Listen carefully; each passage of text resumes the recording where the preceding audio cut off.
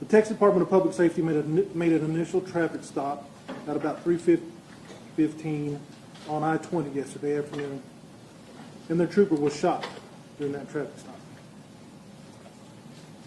Our subject then proceeded into the city of Odessa, and over a period of time created several more victims.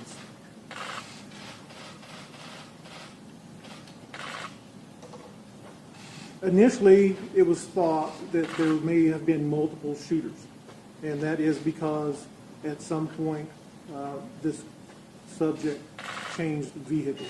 We are now confident that there was just the one actor.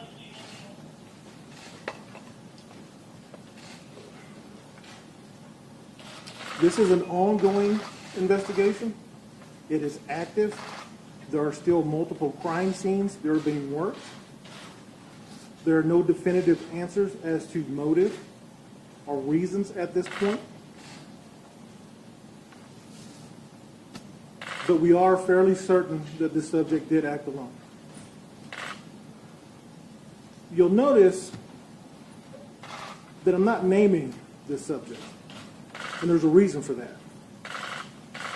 I refuse to. I'm not going to give him any notoriety for what he did. We'll provide that information to you, but not in this public stage. As we stand, 22 people are injured, 3 of them law enforcement. Very, very sadly, 7 people have been killed. 7 of our citizens. Those 7 victims have ranged in ages from 15 years to 57. Very sincerely, I say to those families, I offer my apologies and my condolences. My heart aches for all of them.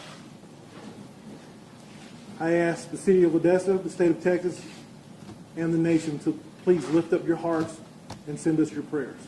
I thank everyone who has already done that. There has been a tremendous outpouring.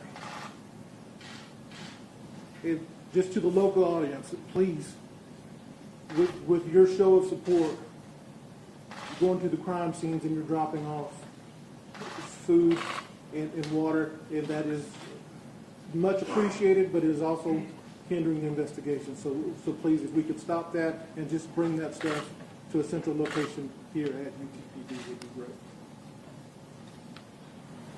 At the onset of this call, we had troopers, as you know, we not only stopped the suspect, we had many in the arena helping Odessa PD, and we brought in all the resources we have available, not only in law enforcement, but also on a non-commissioned side. Victims counselors are working behind the scenes with the Odessa Police Department and the Federal Bureau of Investigation as well, ensuring that those families that are suffering the losses are definitely educated and compensated as the law allows. And thanks to the Governor and the Office of the Attorney General, we'll make sure that all monies are made available to the families and to help them deliver recovery. Thank you. We are here today, and we'll be here every day until this community is pieced back together. But we know that words alone are inadequate. Words must be met with action.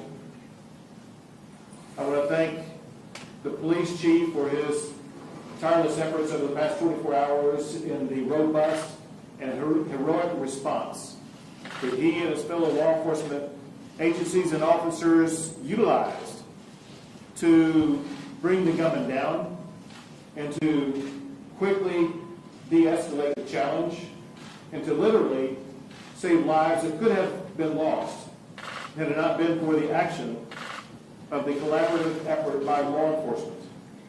Along those lines, we cannot thank enough all of the first responders from all of the law enforcement agencies involved in this process to ensure that they were going to be able to do what was necessary to restore safety in this community.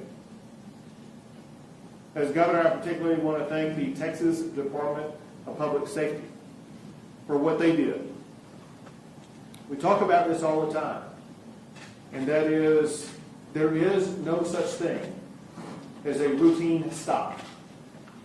The way all this began yesterday was with what would be categorized as a routine stop by the Texas Department of Public Safety, only for that stop to immediately escalate into gunfire by this killer, with a DPS officer being injured in the process. So I appreciate the way that the Texas Department of Public Safety steps up every single day, always prepared, knowing that their lives are on the line any stop they make, ensuring safety in our communities across the state. I also want to express my gratitude to the incredible healthcare providers in this region. They had to deal with probably what was their most challenging day ever, and they stepped up with collective calm and poise to make sure that they were able to heal the wounded as quickly as possible.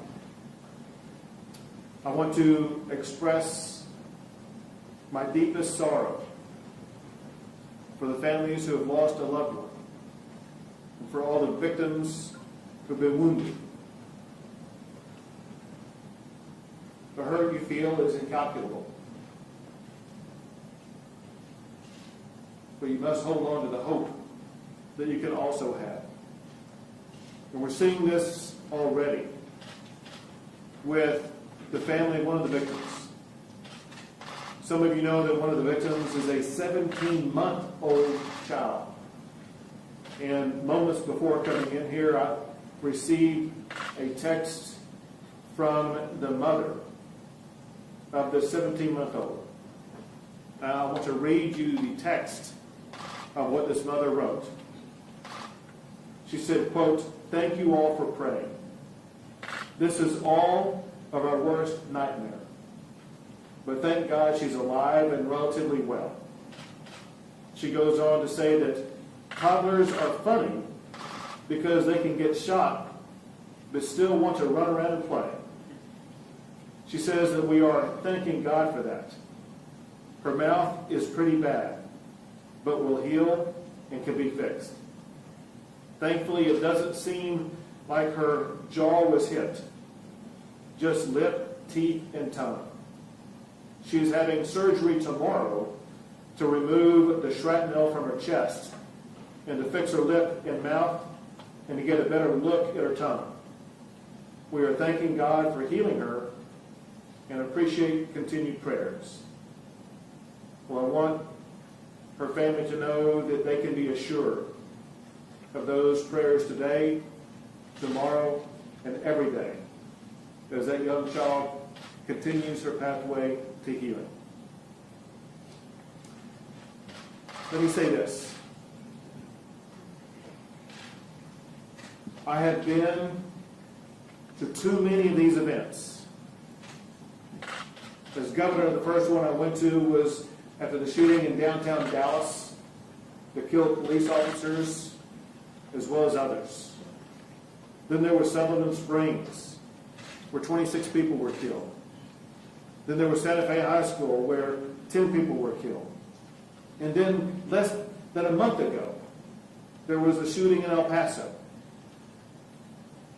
Well, I'm heartbroken by the crying of the people of the state of Texas. I'm tired of the dying of the people of the state of Texas.